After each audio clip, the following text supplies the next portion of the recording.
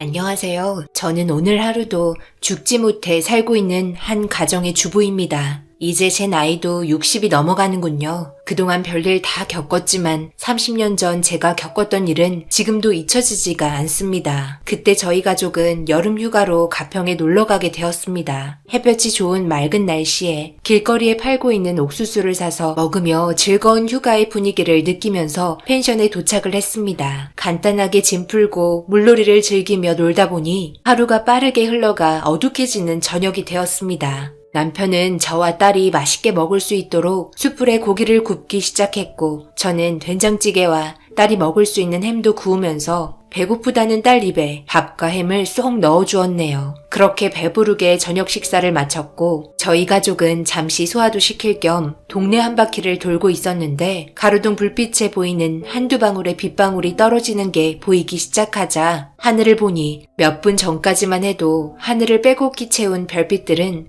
사라지고 컴컴한 하늘만 보였습니다. 더 많은 비가 쏟아질 것 같아 최대한 빠르게 집에 들어갔고 잠시 후 엄청난 폭우가 쏟아지기 시작했습니다. 앞이 안 보일 정도로 굵은 빗방울이 내리기 시작하면서 휴가 온 저희는 아쉬움에 창문만 보고 있었네요. 그렇게 아침에 일어나 보니 보슬비가 내리긴 했지만 거의 비가 그친 상태였고 딸은 잠시 밖에 나가고 싶다며 아침 일찍부터 일어나 펜션 주인이 키우는 강아지인지 꼬리치고 있는 계집을 보며 저를 보채기 시작했습니다. 결국 멀리 가지 말라고 말을 함과 동시에 급하게 밖으로 뛰어나갔습니다. 남편은 짐을 싸고 있었고 저는 아침을 준비하며 강아지와 함께 놀고 있는 딸을 불렀는데 몇 번을 불러도 아무런 대답이 없길래 이상해서 밖으로 나가보니 어딜 갔는지 방금 전까지만 해도 있던 딸이 없어졌습니다. 너무 놀라 남편을 불렀고 주변을 뛰어다니며 정신없이 찾아다녔지만 결국 찾지 못했습니다. 아침에 딸과 나눈 몇 마디의 대화가 마지막일 거라고 전혀 생각하지 못한 저는 오열하다 정신을 잃었고 결국 그때 당시 6살이었던 딸은 저희 곁으로 다시는 돌아오지 못했습니다. 너무 큰 충격으로 제정신이 아닌 세월을 살아온 저와 남편은 언젠가는 찾겠지, 언젠가는 만날 날이 있겠지 생각하며 희망을 가지고 하루하루 버티면서 살아왔습니다. 그렇게 살아오다 보니 어느덧 30년이라는 시간이 지나버렸습니다. 그만큼 저와 남편도 세월 앞에 장사 없다고 60대가 되어버렸네요. 그러면서 시간이 흐른 만큼 딸에 대한 기억도 희미해지고 그리움의 감정도 무뎌지고 있었습니다.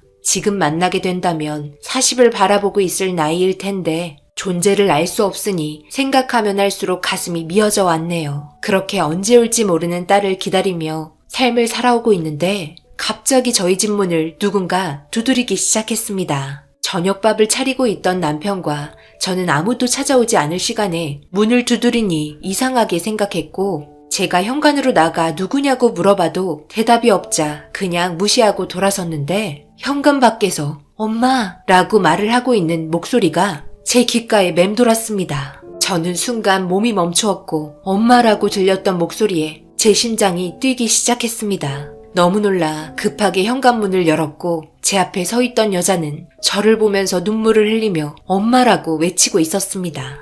갑작스럽게 저희 집에 찾아온 여자를 보곤 당황도 하였고 긴가민가한 상태로 아무 말 없이 얼굴을 보고 있는데 뒤이어 남편도 달려나오자 남편을 보고 아빠라고 말을 하며 눈물을 흘리고 있었습니다. 현관 앞에 우두커니 서 있게 할 수 없어 일단 집으로 들어오게 했고 마침 저녁을 먹으려고 준비하고 있었기 때문에 셋이서 저녁을 먹게 되었습니다. 남편과 저는 너무 놀라 셋이서 밥을 먹고 있으면서도 너무 얼떨떨했고 일단 밥부터 먹고 천천히 대화해보기로 했습니다. 밥이 코로 들어가는지 입으로 들어가는지 모를 정도로 딸이라고 찾아온 여자의 얼굴을 보느라 정신이 없었고 그렇게 식사를 마치고 과일을 먹으며 하나하나 물어보기 시작했습니다. 우리 집은 어떻게 알고 찾아온 거니? 지금까지 이사 안 간 이유가 언젠가는 찾아오겠지 생각하며 기다리긴 했는데 지금은 예전의 기억이 잘 떠오르진 않지만 엄마랑 어렸을 때 펜션에 놀러가서 강아지랑 놀고 싶다고 말했는데 그때 옆에 지나가는 강아지 보고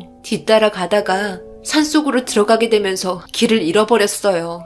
다시 부모님이 있는 쪽으로 돌아가려 했지만 너무 멀리 와버린 건지 찾으려고 하면 할수록 점점 더 깊은 곳으로 들어갔고 날이 어둑해지고 지치게 되면서 정신을 잃었는데 눈을 떠보니 어느 할머니 집에 있었어요. 깨어난 저를 보곤 음식을 챙겨주셨고 그렇게 부모님을 찾아준다는 할머니의 말에 함께 지내게 되었죠. 정말 잘해주셨고 부모님이 오실 때까지 매일 눈물을 흘리며 기다렸는데 할머니께서 부모님이 사고로 세상을 떠나셨다는 말을 하면서 저를 키워주셨어요. 그때 당시 너무 어렸던 저는 잘 몰랐기 때문에 혼자 계셨던 할머니 밑에서 자라오기 시작했어요. 할머니는 외로웠던 자기 옆에 있어줘서 고맙다며 항상 말해줬던 게 기억나네요. 정말 잘해주셨는데 할머니께서 몸이 많이 안 좋으셨는지 저는 결국 고아원에 들어가 성인이 될 때까지 살다 보니 어렸을 적 엄마가 주소를 말해줬던 게 어렴풋이 성수동이라는 동네와 저희 집이 흰색 주택으로 되어 있다는 것만 기억해 시간이 될 때마다 그런 곳 위주로만 돌아다니면서 동네 주민분들 중 연세 드신 분들에게 돌아가신 부모님 관련된 소식을 듣고 싶어 물어보며 돌아다니며 세월을 보냈는데 동네 주민분들과 대화를 하던 중 그때의 일들을 기억하고 계시는 할머니를 만나게 되면서 부모님께서 살아계시다는 말을 듣게 되었고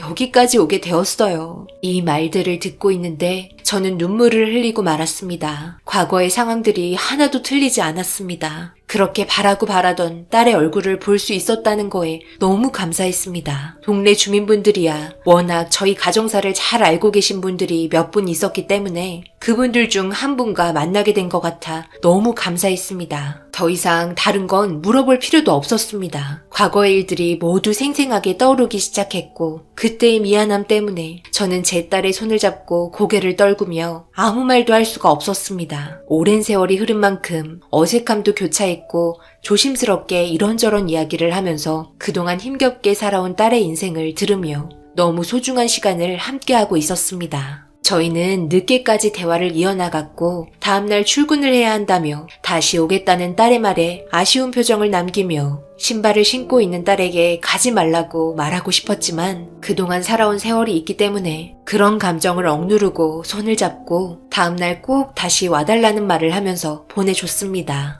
30년의 세월이 흘렀고 6살 때의 기억이 거의 나지 않는다는 딸을 보며 안타까움에 가슴이 미어졌고 그동안 죽은 줄로만 알고 부모 없이 살아온 세월이 얼마나 힘들었을지 도저히 상상이 안 되었습니다. 그동안 못해준 것들 세상 떠나기 전에 모든 걸 다 해주리라 다짐하면서 다음날이 빨리 오기를 기다렸습니다. 너무 기분이 들떴고 딸의 얼굴이 아른거려 남편과 저는 잠 한숨 못 잤네요. 딸은 매일 저녁 저희 집에 찾아왔고 주말의 경우 아침부터 와서 함께 시간을 보내줬고 마음이 너무 앞선 저는 그동안 해주지 못했던 것들 해주려고 모든 걸 다 내어주었습니다. 힘들게 일하며 퇴근 시간에나 볼 수 있는 게 싫어 해줄 수 있는 게 금전적으로 지원해주는 것밖에 없어 딸에게 카페 하나 차려줬고 매일을 카페에서 시간을 함께 보냈네요. 그리고 살던 집에 어렸을 적 딸의 방을 다시 리모델링해서 모든 걸 다시 새롭게 시작하며 서로가 점점 안정이 되고 자리가 잡힌 줄 알았는데 하나의 문제가 있었습니다. 예전부터 만나왔다던 남자가 있는데 정리했다고 말은 했지만 밤늦게 전화 오고 밖에서 통화하고 싸우는 소리가 들리다 보니 신경에 거슬리기 시작했습니다. 그런데 저녁에 볼일을 보고 카페에 들어갔는데 딸이 말했던 그 남자와 단둘이 대화를 하고 있는 것 같았습니다. 저는 밖에서 그 남자가 나오기만을 한참 동안 기다렸고 밖으로 나오자마자 그 남자에게 다가가 경은이 엄마라는 말을 하면서 따로 대화하기를 원한다며 다른 카페로 자리를 옮겼습니다. 그리고 딸에게 빚이 있다는 걸 듣게 되면서 갚지 않고 계속 도망치길래 정신적으로 너무 힘들다며 나중에 자기도 무슨 짓을 저지를지 모르니 엄마라면 대신 빚을 갚아달라고 저에게 화를 내기 시작했습니다. 이런 문제를 30년 만에 만나게 된 부모에게 말하지 못한 건 당연하다고 생각해 이 남자에게 빌린 돈 1억을 대신 갚아줬습니다. 경은이와 결혼할 줄 알고 장사한다는 거 모자란 보증금 빌려줬는데 나중에 원금까지 다 까먹었다며 돈은 받았으니 다시는 찾아오지 않겠다는 말을 하면서 상황을 마무리 지었습니다. 이런 문제로 인해 얼마나 불편하고 힘들었을지 생각하니 너무 마음이 아팠습니다. 집에서 저는 자연스럽게 이런저런 이야기하면서 상처되지 않을 선에서 조심스럽게 그 남자에 대해 말을 하면서 1억을 갚아줬으니 다시는 찾아오지 않을 거라며 미안해하는 딸을 다독여줬습니다. 30년의 세월 동안 부모 없이 살아보겠다고 발버둥치다가 이런 일들이 발생된 것 같아 마음이 너무 무거웠지만 앞으로 모든 일이 잘 될 거라고 좋게 생각했습니다. 그런데 생각지도 못한 문제가 발생되면서 손발이 떨리기 시작했고 딸과 그 남자의 대화 속에 듣게 된 진실에 충격을 받고 말았습니다. 늦은 새벽 갈증이 나서 주방으로 내려가려고 하는데 딸이 밖으로 조용히 나가는 모습을 보게 되었고 그 남자가 아니면 통화할 일이 없을 거라 생각해 또 접근하고 있는 건가 의심스러워 조심스럽게 현관 앞에서 통화하는 소리를 듣고 있었습니다. 야, 1억 그거 먹고 나르지 마라. 내가 지금 여기서 얼마나 혼신의 힘을 다해서 연기하고 있는지 알아? 여기 완전 부자인 거 알지? 이 집이며 돈이며 모두 내 거가 될 거니까 조금만 기다려. 나중에 다 내 명의로 돌려달라고 말할 거야. 그때 같이 살면 되지. 좀 답답해도 기다려. 이 사람들 살면 얼마나 살겠냐? 밑작업이 얼마나 중요한지 몰라? 일단 1억 받은 걸로 생활비 좀 하고 있어. 그리고 나 지금 이렇게 나와서 통화하면 안 돼. 제발 전화 좀 그만해. 이러다 들키겠어. 지금 거의 마무리되고 있는데 모든 계획이 실패했으면 좋겠어? 제발 생각 좀 하고 살자. 우리 인생도 좀 펴야 할 거 아니야. 의심을 사게 되면 나중에 유전자 검사하자고 할지도 모르잖아. 그럼 빼박이야. 내가 전화할 때까지 무조건 기다려. 그럼 끊는다. 이 말들을 현관 앞에서 듣고 있는데 몸이 굳어 움직이지도 않았습니다. 저는 몸을 피할 힘도 없어 딸이 보이지 않는 곳에 주저앉아 숨었고 방에 들어간 모습을 확인한 후 저도 힘들게 방으로 들어갔습니다. 도저히 믿을 수 없는 말들을 듣게 되면서 무서움에 자고 있는 남편을 깨워 이 사실을 말하려 했지만 받아들이기가 너무 힘들었네요. 그만큼 기다려온 딸인데 아니었다고 돈 때문에 접근한 거라고 말을 하면 분명 쓰러지고 말 겁니다. 저도 지금 힘겹게 정신 붙들고 있는데 혈압이 높은 남편은 아마 이번 일이 밝혀지면 세상을 떠날 수도 있을 것 같다는 불안감에 모든 상황 조용히 해결해야겠다 생각했고 다음날 남편과 저에게 애교 부리며 딸 행세를 하고 있는 의문의 여자에게 아무렇지도 않게 평상시 때처럼 행동했습니다. 이 여자가 계획한 것처럼 그냥 우리가 세상을 떠날 때까지 조심이라도 하면 될 것을 이런 사실을 걸려서 또 다른 상처를 줬다는 게 버티기가 너무 힘들었네요. 남편은 출근하고 의문의 여자도 카페로 출근을 했습니다. 저는 친구들 만나야 한다며 저녁에 카페에 들린다고 웃으면서 말했고 아무도 없는 집에 혼자 남아 의문의 여자 방에 들어가 바닥에 떨어진 머리카락들을 주워서 유전자 검사를 진행했습니다. 통화 속에 나온 진실에 유전자 검사할 필요도 없었지만 그래도 믿기 싫어 확인해보고 싶었습니다. 집에 돌아와 한참을 멍하니 있으면서 함께 찍었던 사진들과 추억이 모두 거짓이었다니 생각하며 핸드폰에 담긴 추억들을 보며 한참을 울었고 저녁이 되고 길 건너편에서 열심히 웃으며 일을 하고 있는 의문의 여자를 보고 있으니 그냥 이대로 살까? 딸로 받아들이고 살까? 다시 예전으로 돌아가기 싫다. 이대로 모른 척하고 살다가 세상 떠났으면 좋겠다는 생각이 들었습니다. 그토록 기다렸던 일들이고 보고 싶었던 딸이었는데 이 모든 사실이 거짓이라도 나 혼자만 사실이라고 믿고 있다면 아무렇지도 않게 살아갈 수 있을 텐데 이런 생각들로 머릿속이 복잡해졌고 결국 카페에 들어갈 수 없었습니다. 그렇게 평상시 때처럼 행동을 하면서 지내오다 보니 유전자 검사 서류가 도착을 했고 떨리는 손을 힘들게 진정시키며 뜯어보니 그 안에 있던 서류에서조차 거짓으로 말을 해주고 있었습니다. 저는 결정을 해야 했고 결국 원래 우리의 삶으로 돌려놔야겠다 생각해 퇴근하는 남편 따로 만나 차 안에서 조용히 대화를 이어나갔습니다. 그런데 남편에게 듣게 된 더 충격적인 말은 저보다 더 먼저 이 사실들을 알고 있었던 겁니다. 저희 집에 와서 살 때부터 유전자 검사를 진행했었고 사람을 붙여 모든 행동들을 다 관찰하고 있었다며 생각지도 못한 남편의 말들에 너무 놀라고 말았습니다. 제가 그토록 보고 싶어 했던 딸이었기 때문에 차마 말을 할 수 없었다며 정신적으로 힘들어할 저를 생각해 진실이 드러날 때까지 기회를 엿보고 있었다고 대화를 이어나갔습니다. 결국 남편과 저와 둘 다 의문의 여자가 돈 때문에 저희한테 접근한 걸 알게 되었고